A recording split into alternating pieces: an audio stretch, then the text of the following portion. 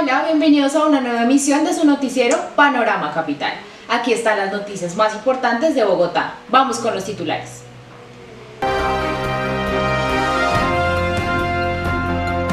Denuncias contra agentes de la policía por agresión a defensores de derechos humanos. Los abusos por parte de miembros de la fuerza pública siguen saliendo a la luz. Tras jornada de protesta, Transmilenio sufre millonarias afectaciones en su sistema. Así funciona el aislamiento selectivo en las localidades de Bogotá. Continúan diálogos entre la alcaldía y sindicatos de educadores para un posible reingreso a clases. Estudio realizado por FENALCO analiza la situación actual del sector comercial en Bogotá. Desafío en la comunidad para la inclusión de personas en condición de discapacidad. Reino Unido estaría dispuesto a violar el derecho internacional y arriesga acuerdo con la Unión Europea. En Bogotá se empieza la reactivación de algunos deportes. Se reglamenta el retorno del patinaje de velocidad en el país. El festival TIM Drive-In llega recargado después de la cuarentena. El Museo Nacional se reinventa con la exposición del Chiribiquete. Siguen las denuncias de defensores de derechos humanos y ciudadanos frente a los malos procedimientos policiales. Durante las manifestaciones se han dado agresiones. Miguel, cuéntanos toda la información. Así es, luego de las manifestaciones realizadas el 9 de septiembre en contra de la muerte del abogado Javier Ordóñez, de 42 años, defensores de derechos humanos y participantes de las manifestaciones denuncian agresiones por parte de la policía, violentándolos y agrediéndolos en varias ocasiones con fuerza desmedida. Panorama Capital tiene audios y imágenes exclusivas de lo ocurrido en el CAI de la Gaitana, ubicado en la localidad de Suba, donde se presentaron momentos de angustia por parte de los participantes de las manifestaciones y lugar que se encontraba transitando en el lugar de los hechos, pues estos aseguran que la policía usó armas de fuego para disuadir las manifestaciones. Compas, están tirando bala acá, en Suba. Están tirando bala en Suba, están tirando bala en Suba. Compas, tenemos un herido de bala.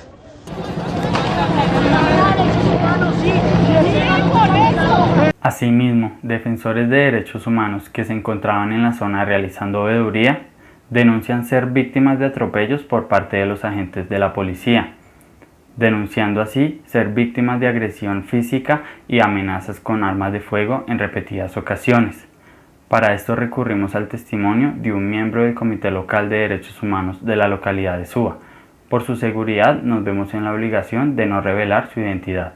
Cordial saludo, soy miembro del colectivo José Martí y el Comité Local de Derechos Humanos Suba. El 9 de septiembre del 2020 se convocan manifestaciones dentro de la localidad. En condición de defensoras y defensores de derechos humanos decidimos acompañar a los manifestantes.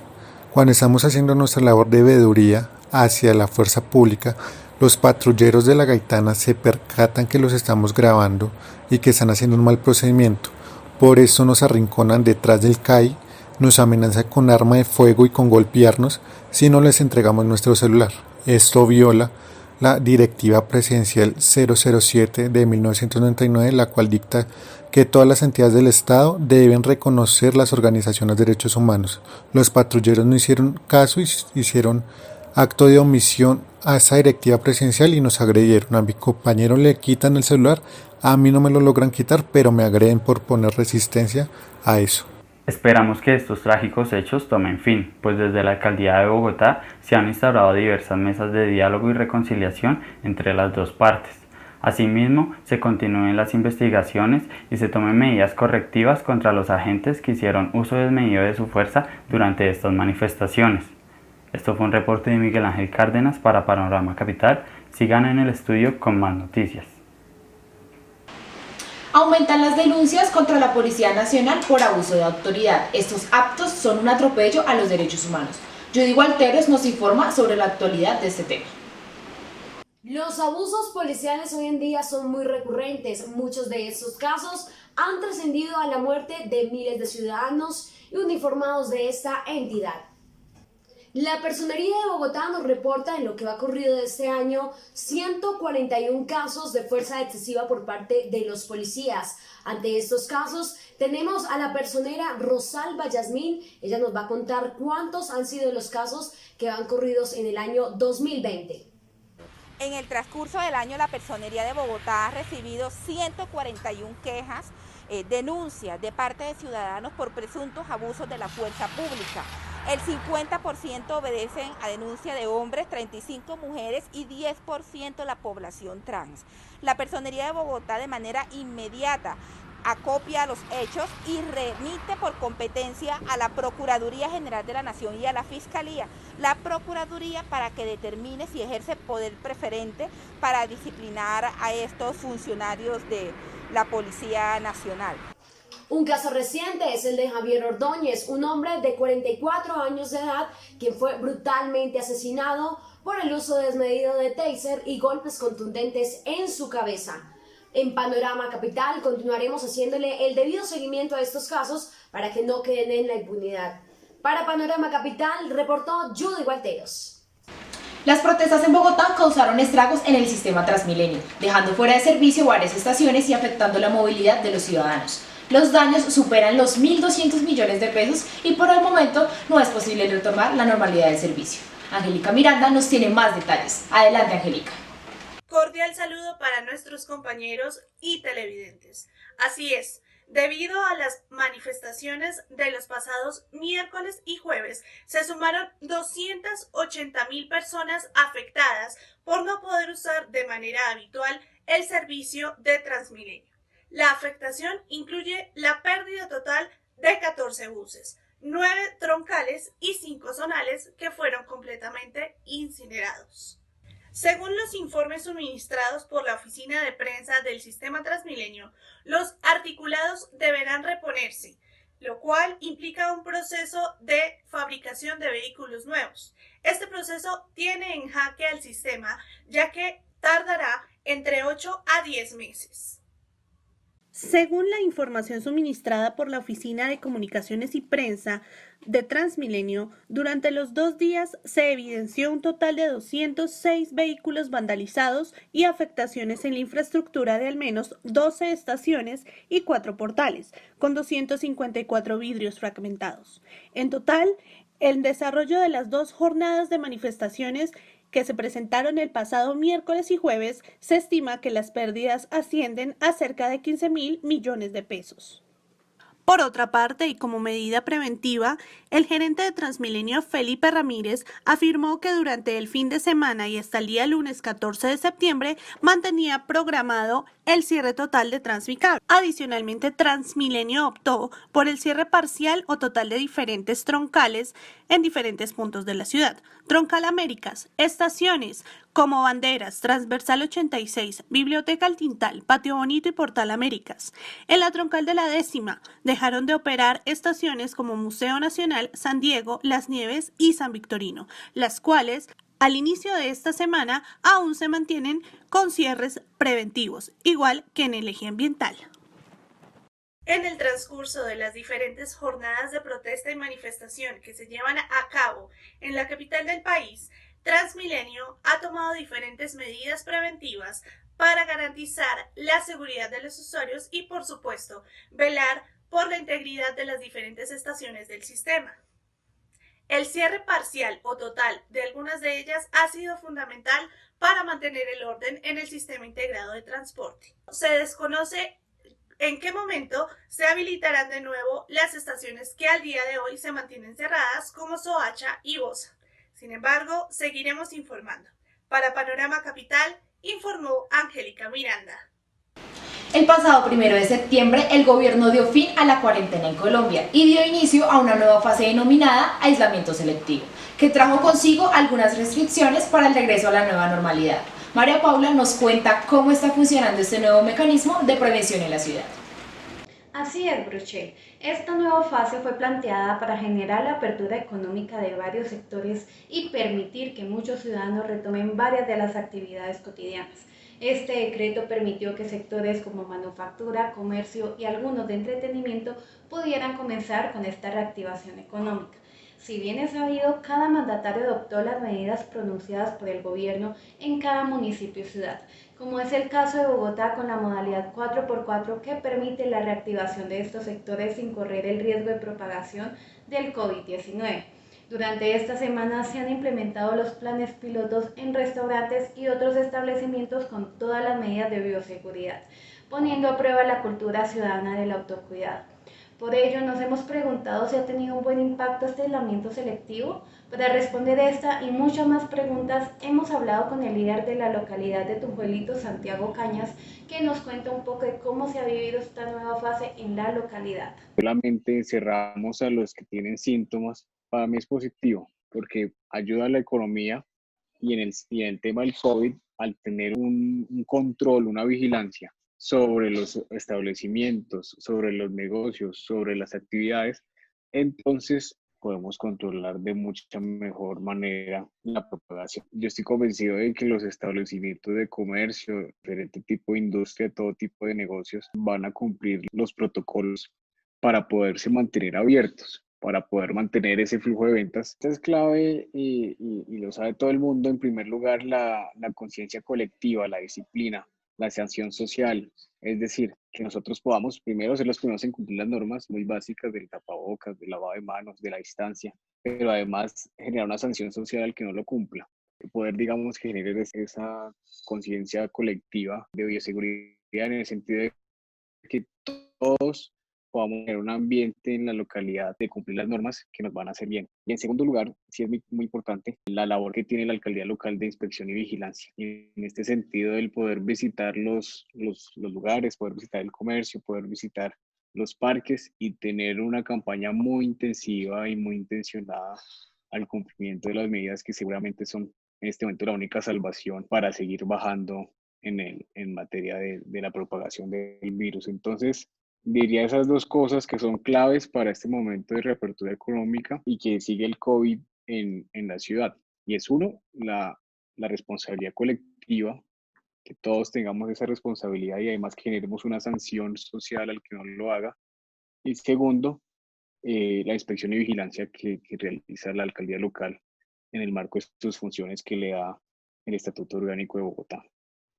Con estas 3 semanas de haber iniciado el aislamiento selectivo y con la opinión del líder de la localidad, quedamos a la espera de cómo sigue funcionando el autocuidado y la cultura ciudadana en la localidad de Tunjuelito. Para Panorama Capital informó María Paula Velante. El lunes 7 de septiembre, la alcaldesa de Bogotá, Claudia López, en compañía de la secretaria de Educación, Edna Bonilla, y el secretario de Salud, Alejandro Gómez, realizaron una rueda de prensa sobre la reapertura gradual de instituciones educativas en la ciudad. Aseguró que se podría habilitar un nuevo cupo epidemiológico y mencionó que el regreso a clases se hará de manera concreta entre padres y maestros. También afirmó que se reunirá con los sindicatos de educadores. Lorena, ¿cuáles fueron los acuerdos de tal encuentro? Así es, la alcaldía de Bogotá expuso los planes de reapertura y los protocolos de bioseguridad requeridos para un regreso a clases seguro de los estudiantes que se han mantenido bajo la modalidad virtual desde el inicio de la pandemia. De este modo, la Secretaría de Educación definió las novedades para una reactivación del sector educativo, plan que ya se puso en marcha, pues sería el punto de partida para una reapertura gradual y progresiva de forma voluntaria entre los consejos directivos, como lo son los colegios privados, las universidades y los jardines infantiles en el mes de septiembre, y de forma concertada entre maestros y padres en el caso de los colegios públicos en el mes de octubre. La alcaldesa hizo énfasis en que no se obligará a nadie a regresar a clases, y aunque esta medida ha sido dialogada con todas las partes involucradas, sindicatos como la ADE y FECODE continúan en desacuerdo con retornar a la presencialidad. Hablamos con William Agudelo, presidente de la ADE, quien nos comentó cómo fue su encuentro con la alcaldía de Bogotá, no sin antes dejar clara su posición de seguir manteniendo la desobediencia civil. Lo que ha planteado la alcaldesa ha sido que ellos se mantienen en regreso a clases el 13. Nosotros lo mantenemos en que no vamos a regresar de manera progresiva. Le planteamos que el primer elemento y fundamental para regreso a clases es que haya bajado los niveles de pandemia, pero va bajando, digamos, los contagios debido a que también hemos demostrado que las pruebas también las han venido disminuyendo, que no estamos de acuerdo con el regreso el 13 de octubre y que mantenemos la desobediencia civil como una posibilidad y una situación ante una norma que es ilegal. El próximo 21 de septiembre, el próximo lunes, tenemos unas caravanas en todo el país, presentando toda la política de este gobierno, los asesinatos de dirigentes sociales y de jóvenes, y también en contra del regreso a clases de manera presencial. Agradecemos al presidente de la ADE, William Agüelo, por sus declaraciones. Así se mantienen los diálogos sin progreso para los sindicatos de educación en Colombia, en vista de que siguen en negativa frente al regreso a clases, ya que consideran que no existen las condiciones reales. La alcaldía, por su parte, sigue firme con su ejecución con el plan de un reintegro a las aulas de manera progresiva y segura. De este modo, solo queda esperar cómo avanza esta reapertura gradual en el mes de septiembre, así como lo planteó la Secretaría de Educación en un cronograma el 7 de septiembre en el interior del Salón Baruley. Para Panorama Capital, informó Lorena Mercado. Delicada es la situación del sector comercial en Bogotá, según una encuesta realizada por FENALCO a los comerciantes de la capital. Nuestro periodista Robinson Espejo habló de este estudio con su director. Así es, estamos con el señor Juan Esteban Orrego, director de FENALCO Bogotá, que muy amablemente accedió a contarnos sobre la situación que vive el comercio en la ciudad de Bogotá. Señor Juan Esteban, cuéntenos, en el informe que ustedes realizaron, cerca del 31% de las empresas tuvieron que cerrar de manera definitiva tras el parón por la cuarentena. ¿Cómo va esta situación? La verdad, la afectación fue en todos, más si tenemos en cuenta que es que en Colombia casi el 98% de las empresas son pymes y mipymes. Entonces esas empresas con menos de 10 empleados fueron las más afectadas porque no tenían el pulmón económico para poder resistir una situación como la que se está viviendo. Entiendo, sí, claro, la situación es preocupante en términos de cierre. Otro dato que me llamó la atención mucho fue uno que se relacionaba con los créditos, ¿sí? El 54% de las empresas justamente realizaron o solicitaron algún tipo de crédito para poder seguir a flote, ¿sí? Esta sí es una medida eficiente teniendo en cuenta la situación de las empresas y que no estaban operando, o al final termina causando algún tipo de daño adicional al que ya causó la cuarentena. A ver, muchos tratan de resistir, pues en el límite de lo que están viviendo. La verdad, pues lo ideal es poder resistir en la medida que aguantás cuando se termina la pandemia, cuando ya nos permitan salir a trabajar, cuando las restricciones sean menores, pues esas empresas van a poder continuar con sus labores. Pero hay que aguantar hasta ese momento, se requieren créditos y créditos baratos, créditos que sean realmente económicos para que sean pagables, preferiblemente con periodos de gracia considerables, de tal manera que ese crédito no se convierta posteriormente en el verdugo de la empresa. Ustedes, desde FENALCO, ¿cómo ven esta situación? ¿Se prevén más cierres de empresas o por el contrario se prevé que va a haber un proceso de reactivación que pueda ayudar al comercio? ¿Cómo vamos en esa situación? Nuestra esperanza está puesta en que no tengamos más cierres ni más cuarentenas. Si esto se llegara a dar, se terminaría de morir el sector productivo y pasaríamos a acrecentar la crisis humanitaria que ya hoy se está viviendo. O sea, en Bogotá se han perdido en el último año, obviamente concentrado en los últimos 6 meses, más de 1 millón de empleos formales. Seguiremos atentos a la situación del sector empresarial en la ciudad de Bogotá. Para Panorama Capital informó Robinson Espejo. El nuevo reto para la ciencia y tecnología en el país consiste en la creación de artículos para la inclusión de personas con discapacidad auditiva. Así lo expresó la ministra Mabel Gisela Torres. Nuestra compañera Angie Monroy nos ampliará la información. Así es, el Ministerio de Ciencias y Tecnología comienza a construir y desarrollar un diccionario de señas para las personas con discapacidad auditiva que puedan acceder a todos los servicios sin limitaciones de comunicación. El Gobierno Nacional está trabajando para tener una mejora para que las personas puedan tener y acceder a todas las poblaciones y participación de este diccionario. Por parte de los procesos de acercamiento e inclusión a todos los sectores de la sociedad de bienes y servicios del Estado para tener una atención a los ciudadanos. Este diccionario se trata de que todos los profesionales de la salud para tener una mejora y conversación efectiva con pacientes que tienen situaciones de discapacidad auditiva. El proyecto se desarrollará en 3 fases que contemplan la lección del vocabulario y el avance tecnológico de una aplicación por dispositivos móviles que facilitan su uso. Esta iniciativa fue anunciada por la ministra de Ciencia, Tecnología e Innovación, Mabel Torres, junto con la participación del consejero, donde nos explicará un poco más a fondo sobre este proyecto. Un mundo más inclusivo, un mundo con mejores oportunidades para esta población, y así que en pro de esto hemos estado trabajando, y justo este espacio nació de un diálogo con la consejería, porque necesitamos inspirar, o sea, necesitamos crear, construir más referentes. Yo siempre digo que la discapacidad, la condición de discapacidad no es una incapacidad, pero los seres humanos nos tenemos que hacer cada vez más conscientes de hacer un mundo más empáticos, porque estas personas que tienen discapacidades tienen capacidades diferentes, tienen percepciones diferentes, sienten y tienen otro tipo de habilidades que al final no las aportan. Entonces, este espacio, por un lado, tiene esa intención de inspirar. Con lo que dice la ministra Mabel Torres, este proyecto ojalá se pueda cumplir para que todas esas personas que tengan ese problema de condición de discapacidad auditiva aprovechen esa oportunidad que brinda el Ministerio de Ciencia y Tecnología, informó Angie Monroy para Panorama Capital.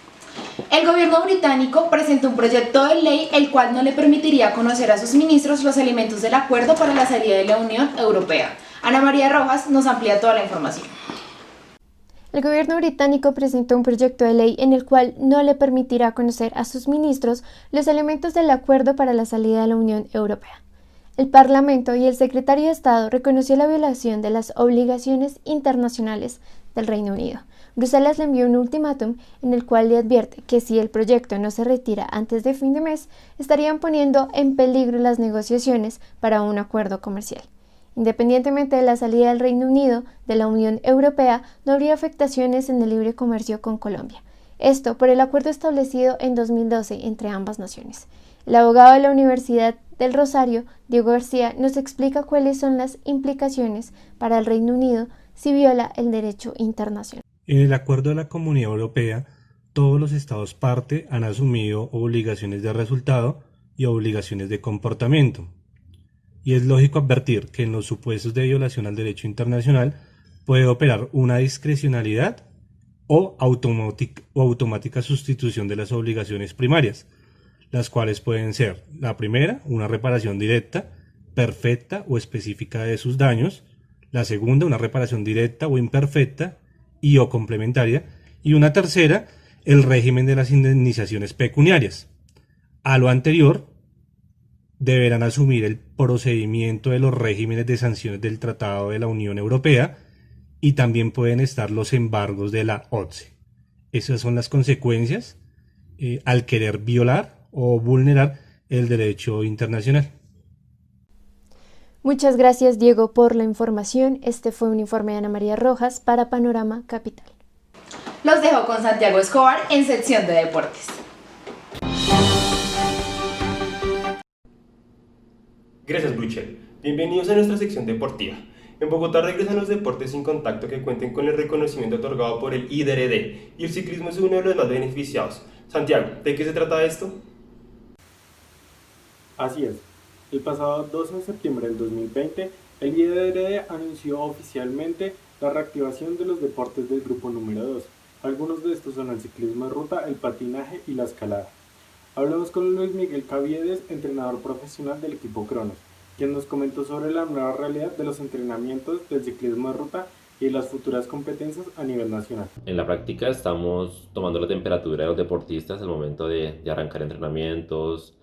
Dividimos el grupo en varias partes para no tener un grupo numeroso. Se le recomienda al deportista de cualquier síntoma o de su mamá o de su papá, su círculo familiar, que se abstengan de entrenar, que eviten el riesgo, ¿no? Ya es más cuidado de cada quien. porque realmente un examen cada 8 días o 10 días es bastante complicado realizarlo, ¿no? La federación nos dio unos avales para poder trabajar con los chicos mayores de edad. Hemos venido trabajando hace más de 2 meses con ellos, con los protocolos que nos decían, ¿no? Y pues también la policía nos dejaba entrenar con esta clase de permisos. Bueno, si es posible que se hagan competencias, ya hay fecha. La primera carrera que va a haber oficial en Colombia va a ser del 8 al 11 de octubre, que es Vuelta al Tolima. Va a haber categoría élite en damas y en hombres, y también damas categoría juvenil. Los protocolos van a ser muy estrictos. Van a haber examen del COVID, tanto para deportistas como para el staff que esté en la carrera, ¿no? Y también va a haber examen del COVID al círculo familiar en el que el deportista se va a desenvolver o esté mientras se concentran en el hotel para la carrera. Entonces va a ser bien exigente esto, y se espera que los deportistas que estén en la carrera como tal y el cuerpo técnico y el staff estén pues aislados todo el tiempo y pues estén con prueba negativa del COVID. Esperemos vuelva a la normalidad, que esa carrera sea como la primicia para volver al ciclismo, ¿no? Como ya se ha visto en Europa, que ya se reanudó en el ciclismo mundial élite.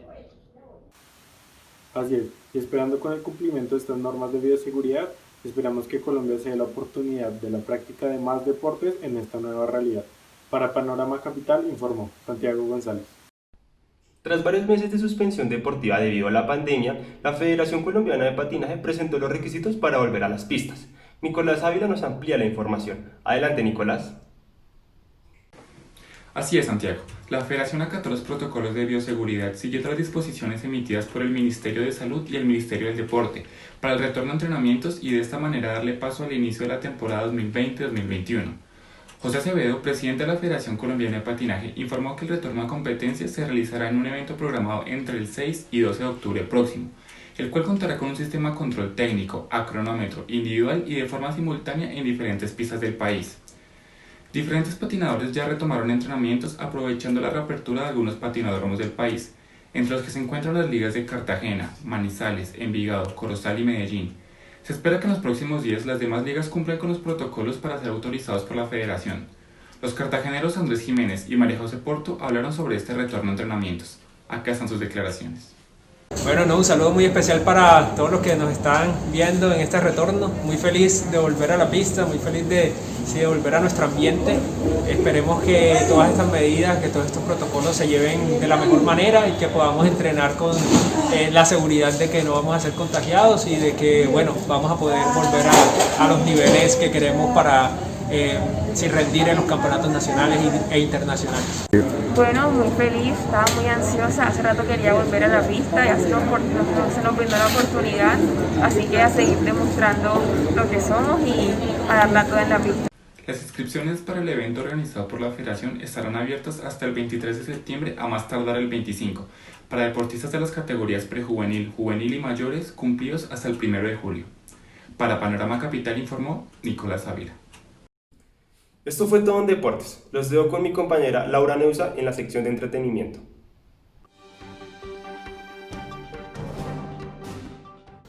Muchas gracias, Santiago. Y bienvenidos a todos a nuestra sección de entretenimiento. El festival TEM Drive-In representa una oportunidad para volver a disfrutar de la música en vivo luego de atravesar el aislamiento preventivo que sufrió el país. Para conocer más sobre este evento, vamos con Daniela Romero. Adelante, Daniela. Así es, este es el primer concierto en auto post-cuarentena. El evento se llevará a cabo el 25, 26 y 27 de septiembre con una variedad de artistas. El primer día se presentará Monsieur Periné, Siam y todo el sabor del Pacífico de Chuck It Down. El segundo día entrarán en escena Cabas, Manuel Medrano y la sabrosura de la salsa a cargo de La 33. El último día se presentará Guzzi y Santiago Cruz en el cierre del evento. Para saber un poco más de cómo se llevará a cabo este festival, Panorama Capital dialogó con Carlos Javier Méndez, jefe de prensa de este festival. Existe una especie de kit que la gente puede, digamos que puede tener más como un regalo de vibra y el derecho a ingresar ingresar pues al concierto o a los conciertos, porque son 3 días. Este año, pues la idea es que la gente va a llegar, tendrá un código para ingresar con su carro. Cada carro podrá ingresar con 4 personas máximo. Cuando hablamos de este tipo de formato con los artistas, estuvieron súper contentos porque ellos también estaban muy preocupados buscando como las alternativas para que la gente pudiera tener acceso a la música como tal en formato concierto en un año en el que pues las aglomeraciones van a estar prohibidas y pues no sabemos durante cuánto tiempo más. Entonces, todos los artistas de una vez dijeron, de una, Santiago Cruz, por ejemplo, que fue el primero que dijo sí, fue el primero que dijo, listo, estoy con ustedes. Entonces, digamos que no, que al contrario fueron como, no, es en ese formato, es un formato seguro, también las normas de tarima son muy seguras, entonces no, hagámosle. Este es el primer festival que se hace post cuarentena. La expectativa, digamos, que es como más como darnos cuenta que existen otras maneras de disfrutar la música de forma segura, ¿cierto? Entonces creo que la expectativa sencillamente es como cumplir con todo eso y darle la oportunidad a la gente de que disfrute en realidad un momento especial. También digamos que el corte de la música y de los artistas en su gran mayoría hacen que la gente tenga un momento chévere, bonito.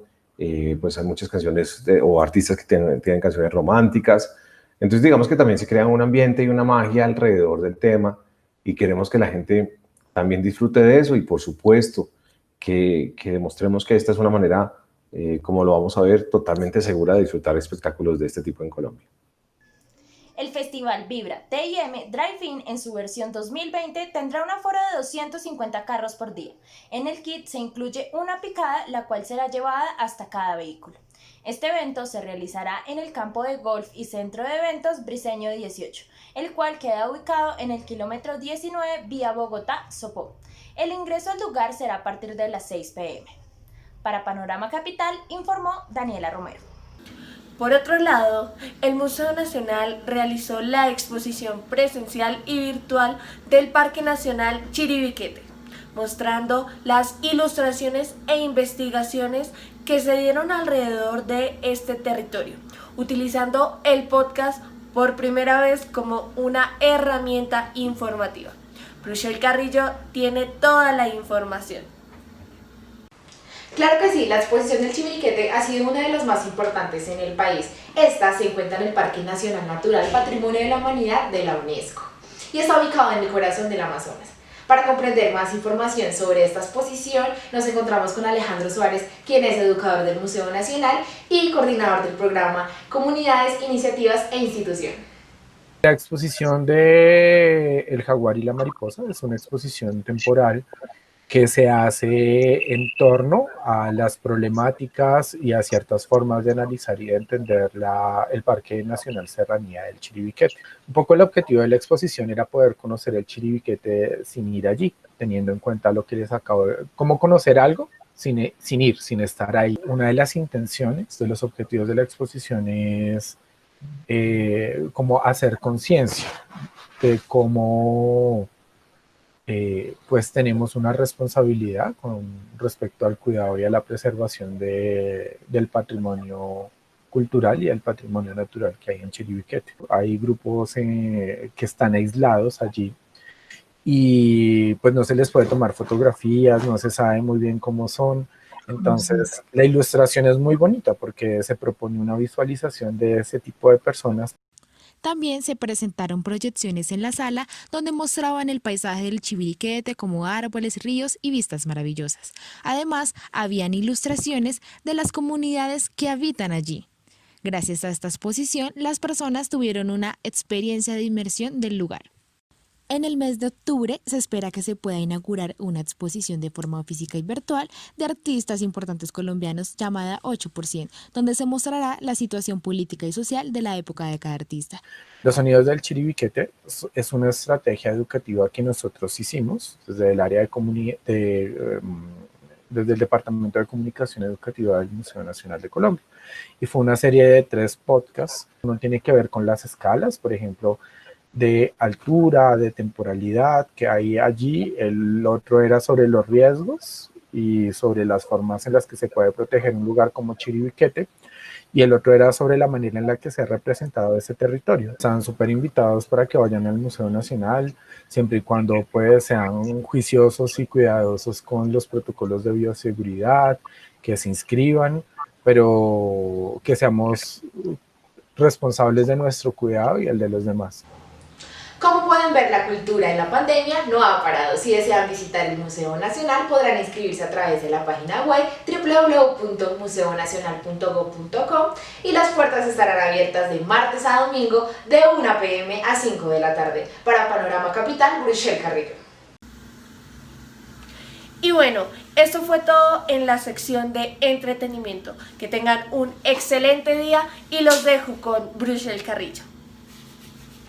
Y con esta bonita invitación llegamos al cierre de esta emisión. Agradecemos su sintonía y recuerden que nos encuentran en las redes sociales como Noticiero Panorama Capital. Nos vemos en una próxima oportunidad. Hasta entonces.